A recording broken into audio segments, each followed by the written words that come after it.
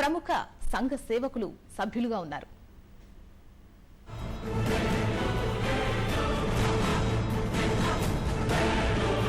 నాలుగేళ్లలో వివిధ ప్రభుత్వ శాఖలకు రోజుకు 8 నుంచి 10 వరకు దరఖాస్తులు చేస్తూ ఇప్పటి వరకు 1100 వరకు సమాచార హక్కు చట్టం కింద దరఖాస్తులు చేసింది ఈ సంస్థ. సేకరించిన సమాచారాన్ని పరిశీలించి హైకోర్టు, లోకాయుక్తులకు ఫిర్యాదు చేసి జరిగిన అవినీతి, అక్రమాలను, దుర్వినియోగమైన ప్రజాధనాన్ని తిరిగి ప్రభుత్వ ఖజానాకు జమ చేయడంలో సఫలమవుతుంది సుపరిపాలన వేదిక. రైతుల కష్టాలు తీర్చడం పేరుతో రాష్ట్ర ప్రభుత్వం చేపట్టిన జలయజ్ఞంలోని అవినీతిని వెలుగులోకి తెచ్చారు. మొత్తం 86 ప్రాజెక్టుల నిర్మాణానికి గత 8 ఏళ్లలో 75,000 కోట్లు ఖర్చు చేసినట్లు చీఫ్ ఇంజనీర్ల నుంచి సమాచారం సేకరించారు. ఈ సమాచారంలో మంత్రి పొన్నాల లక్ష్మయ్య బాధ్యతారాహిత్యం ఉన్నట్లు కనుగొన్నారు. ప్రాజెక్టుల నిర్మాణాలలో మంత్రి జోక్యంపై లోకాయుక్తకు ఫిర్యాదు చేసింది వేదిక. సమాచారం సేకరించి అంతటితో వదిలేయకుండా హైకోర్టులో పిటిషన్ కూడా దాఖలు చేసింది.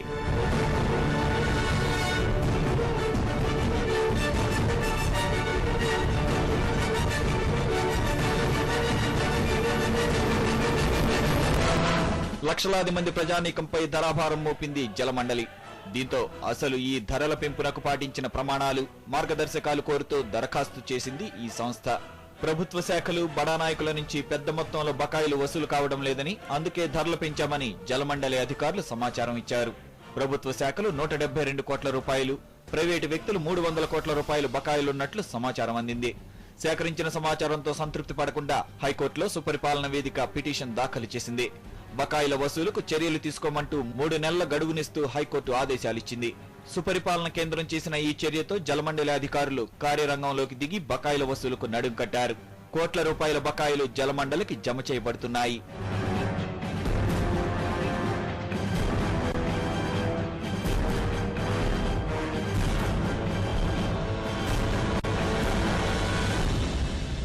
భవన యజమానుల నుంచి ఇంకుడు గుంతల ఏర్పాటు కోసం జీహెచ్ఎంసీ యూజర్ ఛార్జీలు వసూలు చేస్తోంది.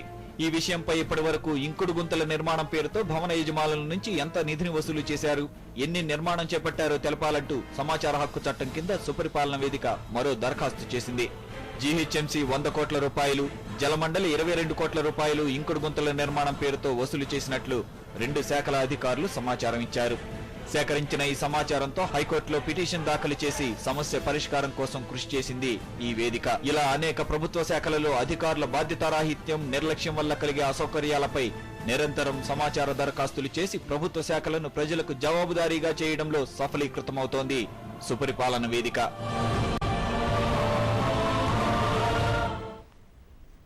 అస్సాం ప్రభుత్వంతో పాటు ఆ రాష్ట్ర ప్రజా ఆరోగ్య శాఖ చీఫ్ ఇంజనీర్ కు సమాచార కమిషన్ అక్షింతలు వేసింది. సమాచార హక్కు చట్టం ప్రకారం దరఖాస్తుదారు అభ్యర్థించిన సమాచారాన్ని ఇవ్వనందుకు రోజుకు 250 రూపాయల చొప్పున అపరాధ రుసుము చెల్లించాలని కూడా కమిషన్ ఆదేశించింది. మరోవైపు ప్రభుత్వ ఉద్యోగాల కోసం జరిగే ఇంటర్వ్యూలలో సభ్యులకు సంబంధించిన సమాచారాన్ని వెల్లడించడం కుదరదని సుప్రీంకోర్టు స్పష్టం చేసింది.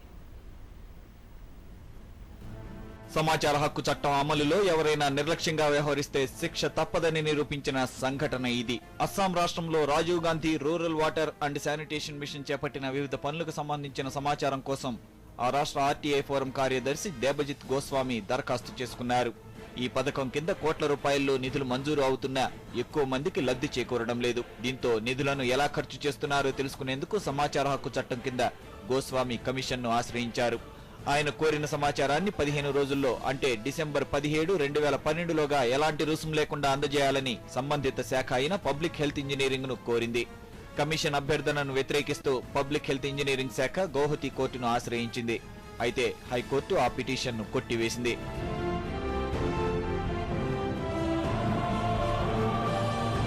ప్రభుత్వ ఉద్యోగాల కోసం నిర్వహించే ఇంటర్వ్యూ బోర్డులోని సభ్యుల పేర్లను వెల్లడించాల్సిన అవసరం లేదని సుప్రీంకోర్టు స్పష్టం చేసింది.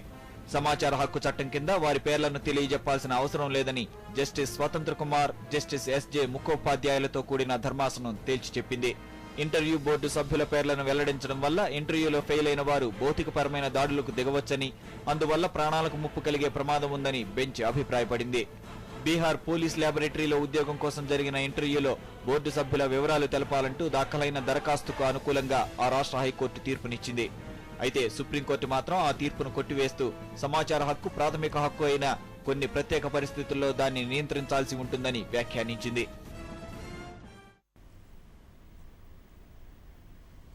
మీకు సమాచార హక్కు చట్టంపై ఎటువంటి డౌట్స్ ఉన్నా కూడా స్క్రీన్ పై ఉన్నటువంటి నెంబర్లకు కాల్ చేయండి. మీ యొక్క డౌట్స్ క్లారిఫై చేసేందుకు మనతో పాటు ఉన్నారు న్యాయవాది శ్రీనివాస్ మాధవ్ గారు.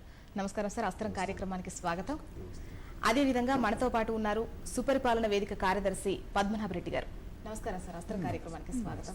సార్, మీరు జలయజ్ఞంపై సుపరిపాలన వేదిక ద్వారా సేకరించినటువంటి సమాచారంతో మంత్రి పొన్నాల లక్ష్మయ్యపై అప్లై చేసుకున్నారు, కంప్లైంట్ చేశారు. ఏమని చేశారు?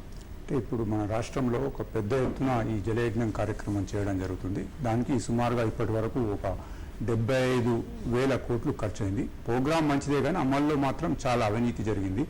86 ప్రాజెక్టులు తీసుకున్నారు. దాని మీద మేము సమాచార హక్కు చట్టం ద్వారా ప్రతి ప్రాజెక్టులో అసలు మొదలు ఎస్టిమేట్ ఎంత, తర్వాత ఎంత పెరిగింది, ఏ స్టేజ్లో ఉన్నదాని మీద సమాచారం సేకరించిన తర్వాత కొందరు ఇంజనీర్ల సాయంతో దాన్ని విశ్లేషించడం జరిగింది. అప్పుడు ఏర్పడేది ఏంటంటే అవసరమైనా లేకున్నా ఎస్టిమేట్స్ పెంచేయడము, డబ్బు ఎక్కువగా ఖర్చు పెట్టడం జరిగింది. దీంట్లో ఏంటంటే సంబంధిత మంత్రి అప్పుడు పొన్నాల లక్ష్మయ్య గారు 6 సంవత్సరాలు 7 సంవత్సరాలు మేజర్ ఇరిగేషన్ మినిస్టర్గా ఉన్నారు. వారి హయాంలోనే సుమారుగా ఒక 70,000 కోట్లు ఖర్చు జరిగింది. కానీ పని మాత్రం అక్కడ ఏం కాలేదు. ఎస్టిమేట్స్ కూడా ఒక వారం దినాల్లో 15 దినాల్లో పెంచిన సందర్భాలు ఉన్నాయి. ఇప్పుడు పోలవరం కానీ లేక ప్రాణహిత చేవల్ల 17,000 కోట్లతో స్టార్ట్ అయ్యి ఇవాళ 40,000 కోట్లకు వచ్చింది. పని ఏం జరగలేదు, కానీ ఎస్టిమేట్స్ పెంచుతా పోయిండ్రు. అలాగే కాంట్రాక్టర్స్కు పని చేయకుండా మొబిలైజేషన్ అడ్వాన్స్ అని చెప్పి 1,000 కోట్లు వాళ్ళకి ఇవ్వడం, తర్వాత కాంట్రాక్టర్ చేతులు చేయడం, ఇలా ప్రజా దుర్వినియోగమైంది. కాబట్టి ఆయన ఒక మంత్రిగా ప్రజల డబ్బును దుర్వినియోగం చేసినాడని ఒకటి. రెండోది, ఎప్పుడు కూడా ఆంధ్రప్రదేశ్ ప్రజలకు ఏం చెప్పినారంటే ఈ ప్రాజెక్టులన్నీ కేంద్ర ప్రభుత్వ ప్రాజెక్టులు అయిపోతాయి, నేను ఢిల్లీ వెళ్ళినాను, అక్కడ ఉన్న పెద్దలందరితో కలిసినాను, ఇక వచ్చేస్తుంది అవి వచ్చేస్తుందని. మేము సెంట్రల్ వాటర్ కమిషన్ అడిగినాం, ఆంధ్రప్రదేశ్లో మీరు ఏమేమి ప్రాజెక్ట్స్ సెంట్రల్ ప్రాజెక్ట్ కింద తీసుకుంటారంటే వాళ్ళు చెప్పింది ఏంటంటే ఒక్కటి కూడా 2004 నుంచి ఒక్క ప్రాజెక్ట్ కూడా మేము సెంట్రల్ ప్రాజెక్ట్ కింద తీసుకోలేదు. వేరే అక్కడ తమిళనాడులో కొన్ని తీసుకున్నారు, వెస్ట్ బెంగాల్లో తీసుకున్నారు, యూపీలో తీసుకున్నారు. కానీ మనం ఇక్కడ నుంచి 33 మంది ఎంపీలు పోయినా కాంగ్రెస్ పార్టీ వాళ్ళు ఒక్క ప్రాజెక్ట్ కూడా మనకు రాలేదు. దీని మీద కూడా ఆ పొన్నాల లక్ష్మయ్య గారు చెప్పడం ఏంటంటే ఇక ఇవాళ వస్తుంది రేపు వస్తుంది అంటే ప్రజలను మభ్యపెట్టినారు, డబ్బు ఖర్చు పెట్టినారు. ఇప్పుడు ప్రాణహిత చేవెళ్ల ప్రాజెక్ట్ తీసుకున్నట్టయితే కేంద్ర ప్రభుత్వం చెప్పింది క్లియర్గా, దీనికి ఎటువంటి మేము మంజూరు ఇవ్వలేదు, మీరు పని స్టార్ట్ చేయదు అంటే వాళ్ళు ఏమన్నారు, ప్రాజెక్ట్ పని స్టార్ట్ చేయదు కదా అని కెనాల్స్ తవ్వినారు. సుమారుగా 3,300 కోట్ల రూపాయలు వృధా చేసేసినారన్నమాట. సో ఒక మంత్రిగా ఆయన బాధ్యతారహితంగా వ్యవహరించిండని, ప్రజలను తప్పుదో పట్టించిండని, కాంట్రాక్టర్స్కి అవసరమున్నా లేకుండా మొబిలైజేషన్ అడ్వాన్సెస్ ఇచ్చినాడని, ఈ మాదిరిగా రాష్ట్రం లోపల ఒక మంచి కార్యక్రమాన్ని ఆయన చెడగొట్టిందని చెప్పి ఆయన మీద లోకాయుక్తల ఫిర్యాదు చేయడం జరిగింది. అది ఒక 1.5 years నుంచి నడుస్తూ ఉంది. వాళ్ళు రిప్లై ఇస్తూ ఉన్నారు. ఫైనల్గా ఈ మార్చిలో ఆ కేసు ఫైనల్ హియరింగ్ ఉందన్నమాట. సార్, మనతో పాటు కాలర్ ఉన్నారు. నమస్కారం అండి కుమార్ గారు. నమస్కారం అండి. నమస్కారం అండి, శ్రీనివాస్ మాట్లాడుతున్నా. మాట్లాడండి. సార్ చెప్పండి. ఇప్పుడు మన ప్రభుత్వం బాగా లో బడ్జెట్ లో ఉందనేసి గంటాపరంగా చెప్తా ఉన్నారు కదా. ఆ గంటాపరంగా చెప్తున్నప్పుడు అనేక మంది మధ్య ఎలక్షన్స్ లో అనేక రకాలుగా డబ్బు పట్టుకున్నారు, కొన్ని లక్షల కోట్ల రూపాయలు పట్టుకున్నారు. అట్లాగే మరి ఇటీవల ఎలక్ట్రికల్ కానివ్వండి, ఆర్టీసీ కానివ్వండి, మరొకటి కానివ్వండి, ఎక్సైజ్ లో పడుతున్న డబ్బు ఇవన్నీ కూడా నిధులు రాకుండా ప్రపంచ బ్యాంకు నుంచి డబ్బు తీసుకోకుండా నల్లధనాన్ని రెండుగా కాయ కష్టం రెక్కలు నమ్ముకొని బతుకుతున్నటువంటి వాళ్ళ మీద పెరిపారం భాగం కాదు కదా ప్రజాస్వామ్యంలో. చెప్పండి కుమార్ గారు. ఇప్పుడు ఇటువంటివన్నీ కూడా మరి ప్రజల మీద అయితే ప్రజాస్వామ్య దేశంలో ఇది చాలా అరాచకం వేసి నేను భావిస్తున్నాను. కుమార్ గారి వేదనని అంటే చాలా సమర్థవంతంగా ఎక్స్ప్రెస్ చేశారు. పద్మనాభ రెడ్డి గారు మీరు కామెంట్ చేస్తారా? అంటే ఇప్పుడు ఈ ఎన్నికల్లో డబ్బు పాత్ర అన్నది చాలా డిస్కషన్ జరుగుతూ ఉన్నది. మన రిప్రజెంటేషన్ ఆఫ్ పీపుల్స్ యాక్ట్ అని 1951లో దీన్ని తీసుకొచ్చినప్పుడు వాళ్ళు ఇలా అనుకోలే, అంటే రాజకీయాల్లో మంచి వాళ్ళు వస్తారు అనుకున్నారు. కానీ ఇప్పుడు రాజకీయాల్లో ధన బలము, ఖండ బలము ఈ రకరకాలుగా నడుస్తూ ఉన్నాయి. ఇది ఎలక్షన్ కమిషన్ కూడా కేంద్ర ప్రభుత్వానికి ఈ యొక్క మార్చాలి చట్టాన్ని అని, అంటే ఎలక్షన్లో డబ్బు ఎక్కువగా ఖర్చు పెట్టినట్టయితే వాళ్ళను డిస్క్వాలిఫై చేయాలన్నట్టుగా రకరకాలుగా ప్రపోజల్స్ ఉన్నాయి. కానీ ప్రస్తుతం మాత్రము ఇది మనం అందరం ఒప్పుకోవాల్సింది ఏంటంటే ఎన్నికల్లో డబ్బు పాత్ర చాలా పెరిగిపోయింది. అలాగే క్రిమినల్స్ కూడా ఎలక్షన్లో ఎంటర్ అవుతా ఉన్నారు. మొత్తం ఎలక్షన్ ప్రాసెస్ ప్రజలకు ఒక ప్రజాస్వామ్యం మీద, మన పార్లమెంట్ మీద, అసెంబ్లీ మీద నమ్మకం పోయే పరిస్థితులు మాత్రం నేడు ఉన్నాయి. ఓకే సార్, మనతో పాటు మరో కాలర్ ఉన్నారు, గీతా షాద్ నగర్ నుంచి. గీత గారు గుడ్ ఈవినింగ్ అండి. గుడ్ ఈవినింగ్ అండి. నేను గీత షాద్నగర్ నుండి అండి. చెప్పండి. ఇట్లాంటి ప్రోగ్రామ్స్ మళ్ళీ కాంటాక్ట్ చేయాలనుకుంటున్నా అండి. నేను ఇప్పుడు మామూలుగా హౌస్ వైఫ్స్ ఉంటాం కదండి మేము. ఈ ఆర్ఐ యాక్ట్ గురించి సరైన అవగాహన ఉండదు మాకు. చెప్పండి. ఇప్పుడు నేను ముందు అల్వాల్లో ఉండేదాన్ని. వాటర్ రాకపోయినా మున్సిపల్ వాళ్ళు రాకపోయినా పోయి మనం ఏదైనా కంప్లైంట్ చేస్తే మీరు ఇక్కడ అడిగేది ఏంటి అని ర్యాష్ గా మాట్లాడతారు. ఆర్ఐ యాక్ట్ కింద మాకు ఇన్ఫర్మేషన్ ఇవ్వమంటే కూడా ఇవ్వరు, ఆ ఫామ్ కూడా ఇవ్వరండి. మామూలుగా అయితే ఏ ఆఫీస్ గురించి ఎక్కడ ఆర్ఐ యాక్ట్ కింద మేము ఇన్ఫర్మేషన్ అడగొచ్చు ఆ డౌట్ ఉందండి. ఇప్పుడు నేను ప్రస్తుతం షాద్నగర్ లో ఉన్నాను కదా, మున్సిపల్ వర్క్ జరగకపోతే ఎవరిని అడగాల? కమిషనర్ గారిని అడగాల? స్పెషల్ గా దీనికి ఒక ఆఫీస్ ఉంటుంది, అది నా డౌట్. ఓకే గీత గారు, ప్రతి కార్యాలయంలో కూడా ఒక పబ్లిక్ ఇన్ఫర్మేషన్ ఆఫీసర్ ఉంటారండి. ఆ పబ్లిక్ ఇన్ఫర్మేషన్ ఆఫీసర్కి మీరు దరఖాస్తు పంపించాలి. అన్ని కార్యాలయాల్లో కూడా అంటే వారి డెసిగ్నేషన్ ఏదైనా సరే కామన్గా పబ్లిక్ ఇన్ఫర్మేషన్ ఆఫీసర్ డెసిగ్నేషన్ ఉంటుంది. సో ఏదో ఒక అధికారిని పబ్లిక్ ఇన్ఫర్మేషన్ ఆఫీసరే డెసిగ్నేట్ చేస్తారు. మీరు వారికి దరఖాస్తు పంపిస్తే సరిపోతుంది. దానికి ప్రొఫార్మా అంటే ఏముండదు, వారి దగ్గర మనం తీసుకోవాల్సిందే లేదు. మీ తెల్ల కాగితం మీద మీకు ఏ సమాచారం కావాలి, ఏ రికార్డు కావాలో స్పష్టంగా పేర్కొంటూ మీ పేరు అడ్రస్ రాసి దరఖాస్తు రుసుము 10 రూపాయలు ఉంటుంది. జిల్లా స్థాయిలో అయితే 10 రూపాయలు ఉంటుంది, మండల స్థాయిలో అయితే 5 రూపాయలు ఉంటుంది, గ్రామ స్థాయిలో అయితే ఏ రుసుము చెల్లించాల్సిన అవసరం లేదు. ఆ విధంగా మీరు దరఖాస్తు పంపించినట్లయితే సామాన్యంగా సాధ్యమైన త్వరగా లేకపోతే 30 రోజుల్లో గరిష్టంగా మీకు సమాచారం పంపించడానికి అవకాశం ఉంటుంది. ఈ చట్టం చాలా సరళమైన చట్టం, మీకు పెద్దగా నేర్చుకోవాల్సిన అవసరం లేదు, పుస్తకాలు చదవాల్సిన అవసరం లేదు. మీరు ఉపయోగించండి. దరఖాస్తు చేస్తున్నట్లయితే మీకు చట్టంపై ఇంకా అవగాహన పెరగడానికి అవకాశం ఉంటుంది. Okay sir, thank you sir. మనతో పాటు మరో కాలర్ ఉన్నారు, నాగభూషణ్ రావు పొన్నూరు నుంచి. నాగభూషణ్ రావు గారు మేడం, నేను నమస్తే అండి. నాది పొన్నూరు అండి.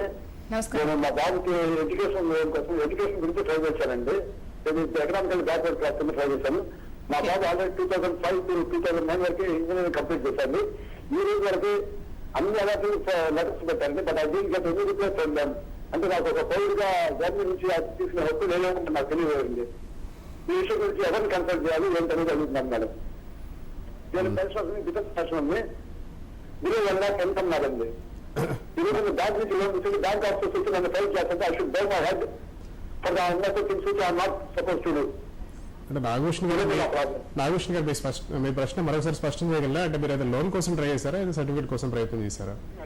I was undertaking for the economically backward class scholarship to my son engineering.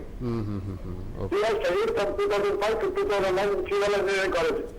I approached all the authorities. They said that we have sent it, but I didn't get the proper reply for it, sir. So whom I shall apply for that? Okay. మీరు ముందుగా ఫిర్యాదు చేయండి hire ఎడ్యుకేషన్లో కానీ, తర్వాత social welfare డిపార్ట్మెంట్లో కానీ మీరు ఫిర్యాదు చేయండి. తర్వాత ఫిర్యాదు చేసిన తర్వాత ఆ ఫిర్యాదు పరిష్కారం కాకపోతే సమాచార చట్టం ప్రకారం ప్రశ్నించినట్లయితే, నా ఫిర్యాదుపై ఏం చర్యలు తీసుకున్నారని ప్రశ్నించినట్లయితే ఆ ఫిర్యాదు త్వరగా పరిష్కారం అవడానికి అవకాశం ఉంటుంది. అంటే సమాచార హక్కు చట్టం ద్వారా స్కాలర్షిప్ పొందడం సాధ్యం కాదు, కానీ మీ ఫిర్యాదును సత్వరంగా పరిష్కరించడానికి సమాచార హక్కు చట్టం ఒక సాధనంగా పనిచేస్తుంది. ఆ విధంగా మీరు ప్రయత్నం చేసి చూడండి. Okay sir. సార్ ఇంత ముందు ఒక కాలర్ మాట్లాడినప్పుడు ఇలా వాటర్ రావట్లేదు, మున్సిపల్ దగ్గరికి వెళ్ళినప్పుడు వాళ్ళు సరైన సమాధానం లేదు, ఎలా అప్లై చేసుకోవాలంటే మీకు సంబంధం లేదు అన్నట్టుగా మాట్లాడుతున్నారు. చాలా ఇలాంటి ఇబ్బందులు చాలా ఎదుర్కొంటున్నారు. ఈ దరఖాస్తు చేసుకునే వాళ్ళు ఎటువంటి ఇబ్బందులు ఎదుర్కొంటున్నారు, ఏ విధంగా అప్రోచ్ అవ్వాలో మీరు చెప్తారా సార్? అంటే ఇప్పుడు సాధారణంగా హైదరాబాద్ సిటీ తీసుకుంటే డే ఆఫ్టర్ ఒక దినం తప్పించి ఒక దినం అని వస్తుంది. కొన్ని శివారు మున్సిపాలిటీలు అయితే వారానికి ఒకసారి వస్తుంది.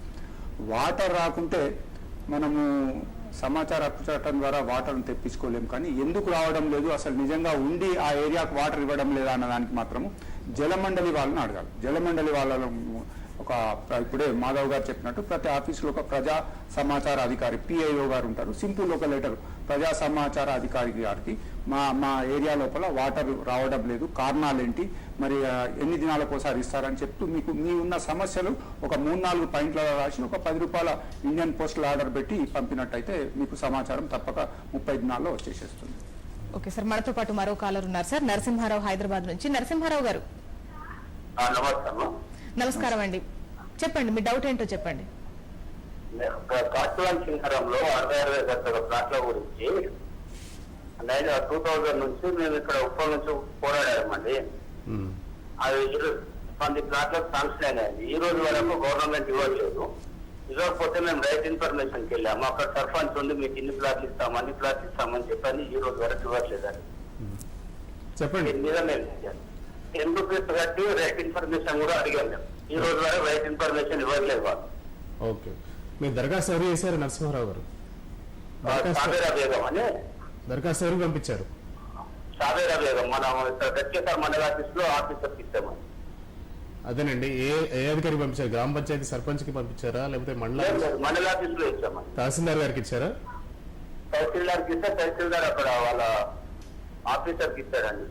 ఓకే, తహసీల్దార్కి మీరు సమాచారం కోరినట్లు దరఖాస్తు ఇచ్చినట్లయితే 30 రోజుల్లో మీకు సమాచారం ఇవ్వాలి. సమాచారం ఇవ్వకపోతే ఒకసారి ఆర్డీఓ రెవెన్యూ డివిజనల్ అధికారి దగ్గర మీరు మొదటి అప్పీల్ ఫైల్ చేయాల్సి ఉంటుంది. మీరు వెంటనే 30 రోజులు దాటకపోతే వెంటనే ఆ గడువు లోపల ఫస్ట్ అప్పీల్ ఫైల్ చేయండి. అక్కడ మీకు సమాచారం వచ్చే అవకాశం ఉంది. అక్కడ కూడా 30 రోజుల్లో మీకు మీ అప్పీల్ పరిష్కారం కాకపోతే సమాచార కమిషన్ లో రెండో అప్పీల్ చేసుకోవడానికి మీకు అవకాశం ఉంది. అక్కడ కూడా వెళ్ళాను సార్, అక్కడ కూడా వెళ్ళాను. సమాచార కమిషన్ దాకా వెళ్ళారా? వెళ్ళాము, అక్కడ కూడా వెళ్ళాము. సమాచార కమిషన్ లో మీరు సెకండ్ అప్పీల్ ఫైల్ చేసినట్లయితే త్వరగా అంటే హైరింగ్ వచ్చే వరకు కొంత సమయం పట్టవచ్చు. అక్కడ మీకు న్యాయం జరిగే అవకాశం ఉంది. సార్ మనతో పాటు మరో కాలర్ ఉన్నారు, వెంకట సుబ్బయ్య బద్వేలు నుంచి. వెంకట సుబ్బయ్య గారు. వెంకట సుబ్బయ్య గారు నమస్కారం అండి.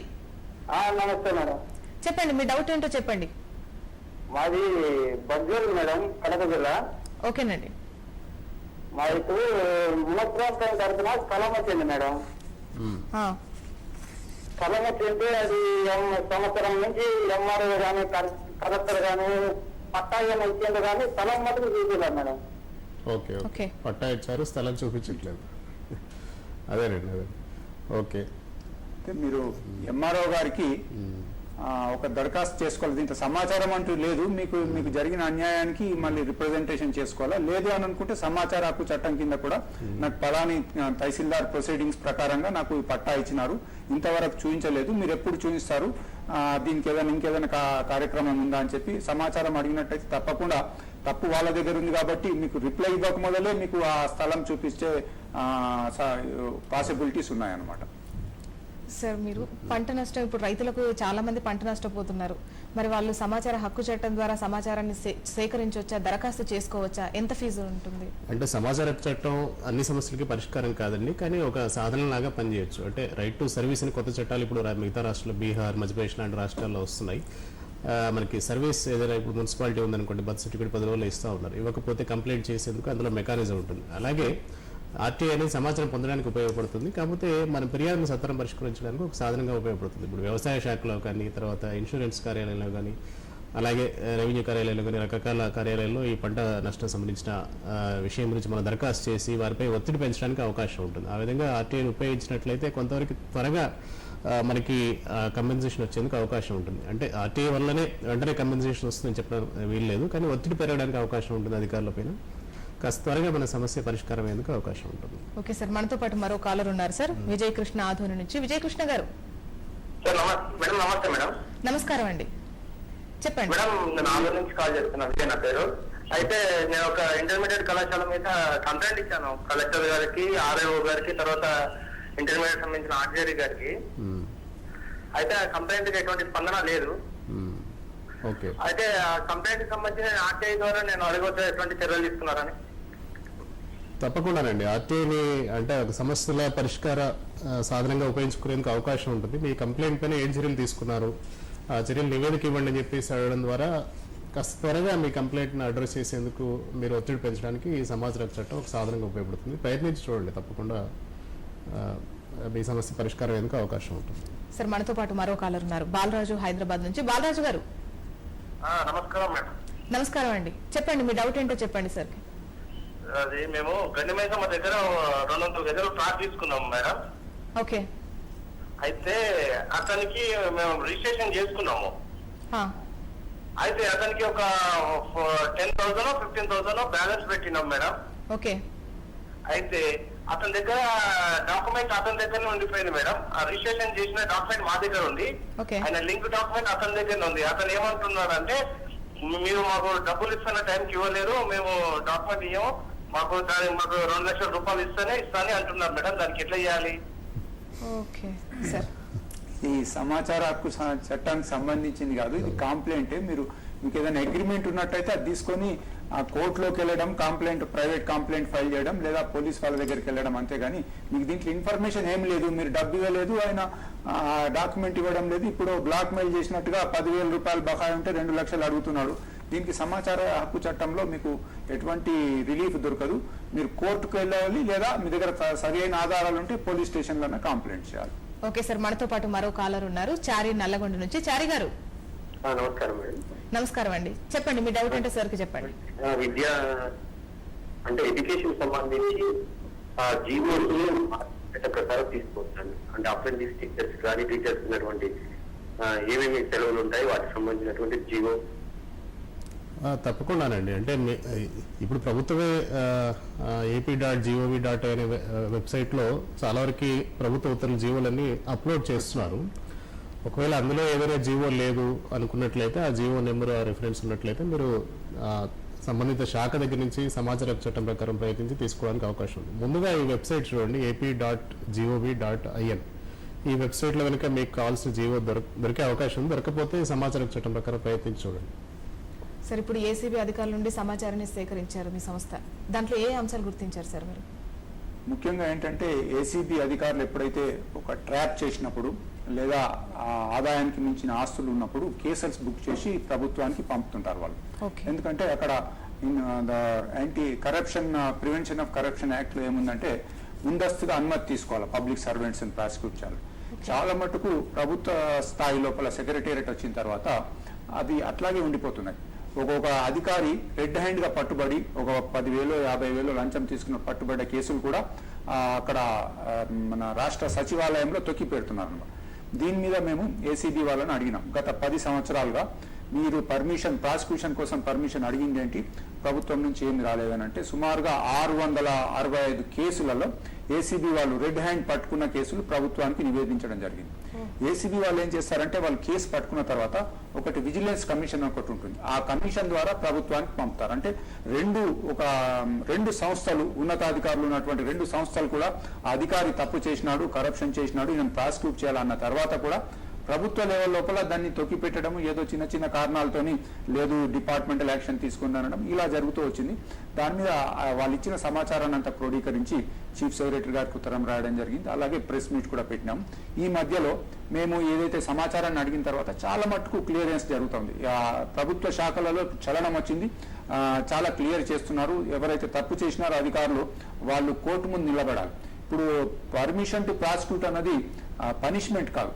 ఆ అధికారి చట్టం ముందు నిలబడతాడు, ఆయన నిజంగా తప్పు చేయనట్టయితే నిర్దోషిగా బయటకు వస్తాడు. కానీ ప్రభుత్వం అక్కడనే ఆపేస్తుంది. ఇంకోటి మేము గమనించింది ఏంటంటే ఈ మధ్యలో ఒక 2 days బ్యాక్ ఒక పేపర్లో న్యూస్ వచ్చింది. ఒక క్లర్క్ 1000 రూపాయలు లంచం తీసుకుంటూ పట్టుబడితే 3 సంవత్సరాల జైలు శిక్ష చేసినారు. 3 సంవత్సరాలు.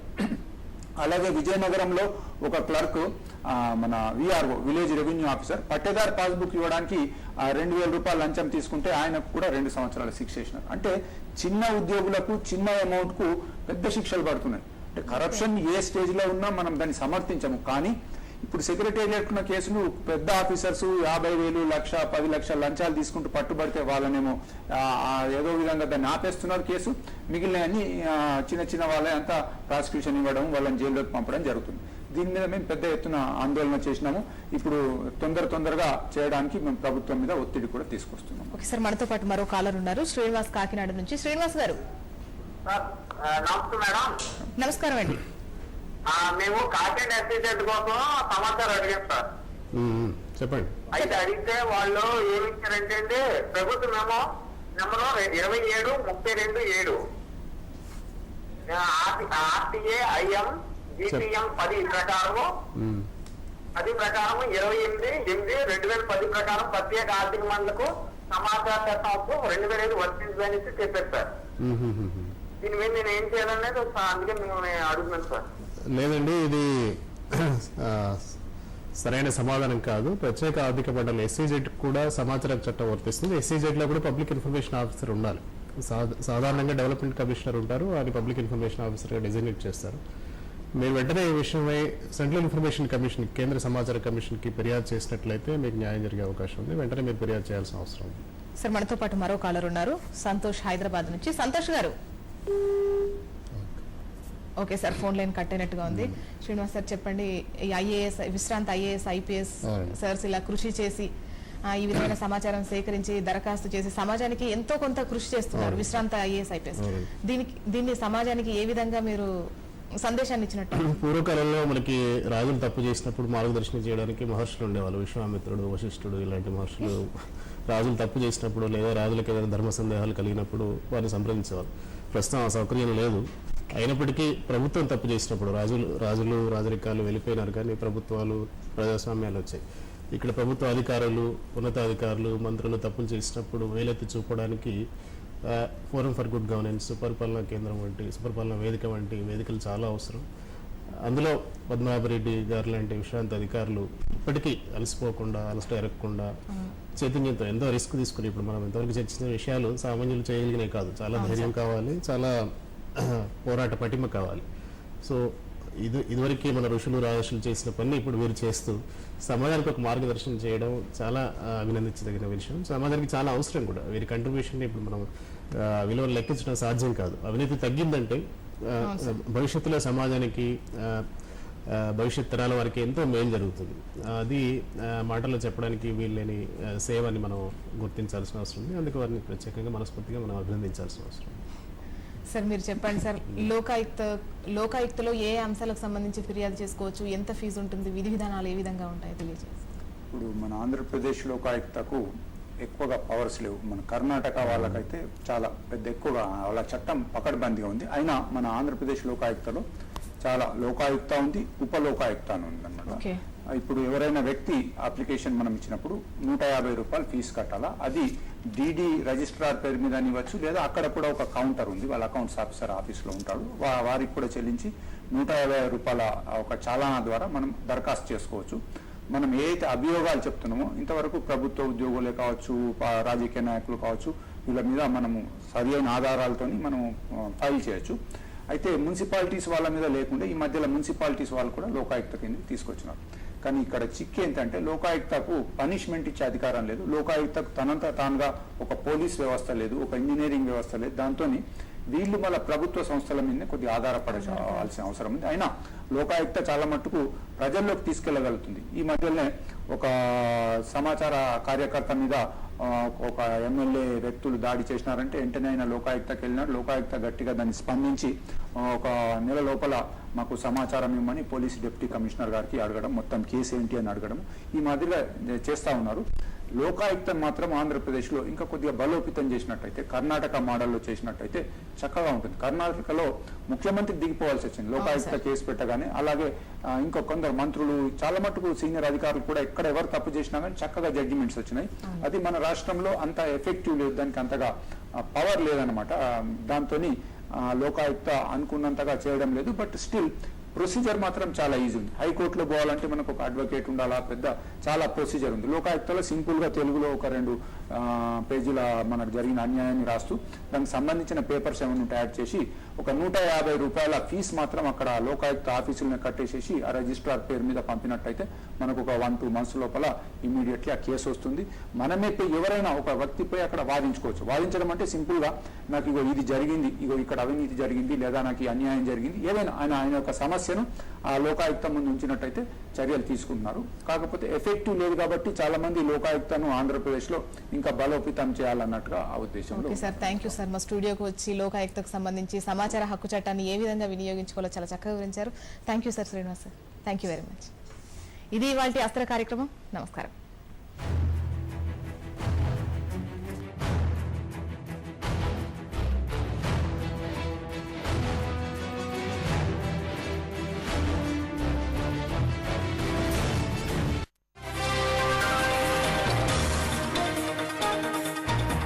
చరణ్ హీరోగా దిల్ రాజు నిర్మిస్తున్న ఎవరు సినిమా నుంచి సమంతను తప్పించవలసి రావడంతో నిర్మాత శృతి హాసన్ ని సంప్రదించాడు. పైగా ఆమె అడగకుండానే 60 లక్షల కంటే ఒక్క పైసా కూడా ఎక్కువ ఇవ్వలేనని దిల్ రాజు తేల్చి చెప్పేశాడట. అందాల సమంత మలేసియాలో దిగింది. అవును, జబర్దస్త్ సినిమా పాట చిత్రీకరణ కోసం ఆమె మలేసియా వెళ్ళింది. సిద్ధు సమంతాలపై అక్కడ ఓ పాట చిత్రీకరిస్తారు. నాయక్ సినిమాకి సెన్సార్ ఏ సర్టిఫికెట్ ఇచ్చింది. వినాయక్ దర్శకత్వంలో రూపొందుతున్న ఈ చిత్రాన్ని ఈ నెల 9న విడుదల చేస్తున్నారు. రామ్ చరణ్ సరసన కాజల్, అమలాపాల్ హీరోయిన్లుగా నటించారు. తాను హీరోగా శర్వానంద్ ఇటీవల నిర్మించిన కో అంటే కోటి సినిమా అతనికి నష్టాలు మిగిల్చిన ఈ సినిమా ద్వారా కథానాయిక ప్రియా ఆనంద్ మాత్రం లాభపడిందట. ఇందులో నటించినందుకు గాను ఆమె 50 లక్షలు ఛార్జ్ చేసిందట. సాయి కుమార్ తనయుడు యంగ్ హీరో ఆది గాయపడ్డాడు. సుకుమారుడు చిత్రం షూటింగ్ లో యాక్షన్ సీన్ చిత్రీకరిస్తుండగా అతని కుడి చేతికి తీవ్ర గాయమైంది. దీంతో షూటింగ్ క్యాన్సిల్ చేసి విశ్రాంతి తీసుకోమన్నారు. అయినప్పటికీ డబ్బింగ్ మాత్రం చెప్తున్నాడట.